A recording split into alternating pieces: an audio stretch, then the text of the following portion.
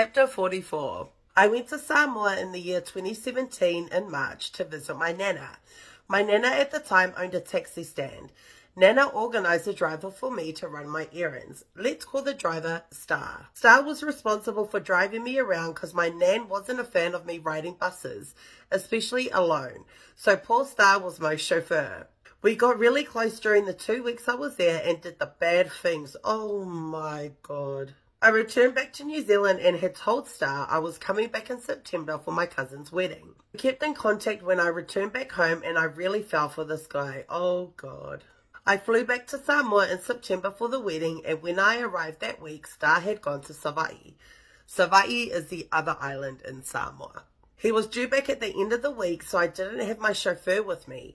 However, we would text and call each other, and I begged him to come back to Upolu earlier, but he didn't. That week was so full on with the wedding preparation. I kid you not, I was ready to jump back on the plane. The wedding rehearsal was on a Thursday night, and we got to meet the groomsmen that same night, and oh my gosh. My partner for my cousin's wedding was absolutely gorgeous. Let's call him Fish. That same night, my cousin, the bride, said that her husband-to-be wanted to go have dinner with their line. So off we went, and Fish told me to jump into his car, and so I did. Not sure at the time if it was because I wanted to kia in a piki apu or because I was being cheeky, and honestly, as soon as I jumped in, there was no ka ofi. It was straight to holding hands. Kango kango, mili mili. I totally forgot about poor Star, who was bombarding my phone from Savaii, and I just gave my full attention to Fish. We exchanged numbers that night too. Friday came and we had to gill the whalesa for the wedding. We needed to pick up an ear from one of the villages, and my cousin suggested that Fish would take me. So of course we go, and yep, bad things happened. I remember always turning my phone off when I was with Fish. Saturday came. After the church service of the wedding, we come outside, and my Nana had already organised with her taxi boys that they'll be the drivers, because there's no limos. While she is standing there, she's saying to us, "Go fuale panga male ka vale," and which meant Fish and I were in the same car to take photos for the wedding and to take us to the reception. I honestly was so excited. To my surprise, the taxi I get allocated to with Fish was a taxi that Star was driving. The bastard was back from Savaii. So Fish and I are sitting at the back of the car, and Star is looking at me through the mirror, grinning at me like, surprise. Surprise, all right. And Fish there, Lilo, is trying to hold hands with me. I've never felt like the biggest pau ever. I felt my hands sweating in awe because the way Fish was secretly touching me and the way Star was looking at me.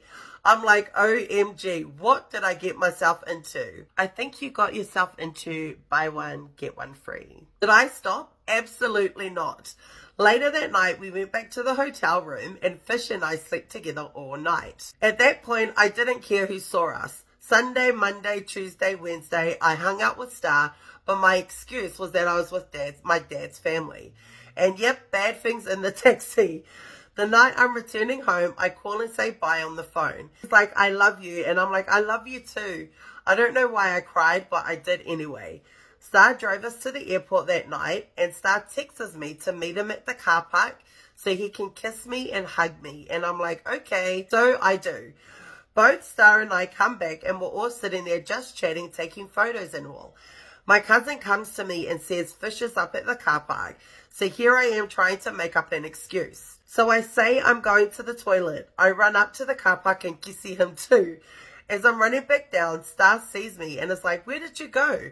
I'm like, oh, my dad's family came to say goodbye to me. You're not related to these guys, are you? He's like, okay, quick, kiss. So I quickly kissed him, and then he says, I'm like, I don't know, but really, Fish just ate the living hell out of my lips. Anyway, that's my secret. No one knows now but you. So let's say by the time I jumped on that plane, in Awangas. Girl. Wish I could put the same energy for my mare Valers to go for a walk. I changed my number and blocked them both because it was so draining. And also, it got to the point where they were both very confident to be like, lafo mai seka kupe. Yeah, so I blocked them both. Fast forward years later, they're both here in New Zealand, both married, and recently we celebrated my cousin's 40th and both were there with their wives. Tell me why I dressed up as if it was my birthday, because I knew damn well they were going to be there. My husband was like, why are you wearing that dress? And I said, it was the theme. Ele, c'est theme. In my mind was, if they told their wives about me, then at least I was dressed to slay and they couldn't say I was auleanga. Oh my gosh, I can't with these stories. So my older brother, who was 20 at the time, often had his friend over for a drink up, and me being 16, I wasn't allowed to be outside where they were, so I would stay inside and watch TV. As you should have. One night after my parents had gone to sleep, I walked to the kitchen to get a drink. As I stood there reaching for a cup in the cabinet, I felt a bitterness pressed behind me. I got the biggest fright, so I turned around and saw it was my brother's good friend, Kiunga. I was so taken aback and didn't know how to act, so I laughed it off thinking he may have been drunk. He then proceeded to place his lemurs on my hips as he pushed his beer against me. We stood still in what seemed like a lifetime with his forehead resting on mine and just looking into each other's eyes, breathing heavily. That is so gross! Were you guys like doing the hongi like... We didn't even kiss on the lips. He then kissed my forehead and walked out back to join the drink up. Girl, let me tell you, I was makwa susu. A few days later, he texted me apologizing for the other night, but it didn't take long before we started to text flirtatiously. Oh, gosh, flirtatious. That's not even in my vocabulary. We then agreed to meet up. So he picked me up after netball practice and we drove to a random park and did the bad things. That was the first time and not the last. We made it a regular thing where he would collect me after netball or Samoan group practice. We never had... It was always wooloos and fingers. What?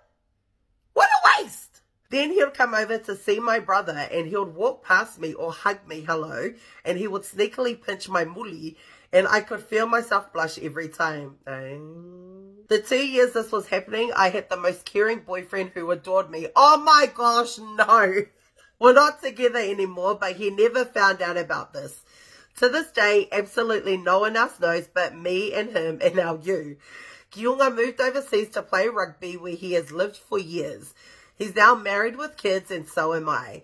We still have each other on socials, but I don't foresee us doing the bad things in the future. Well, for me anyway. Well, shit, I hope not.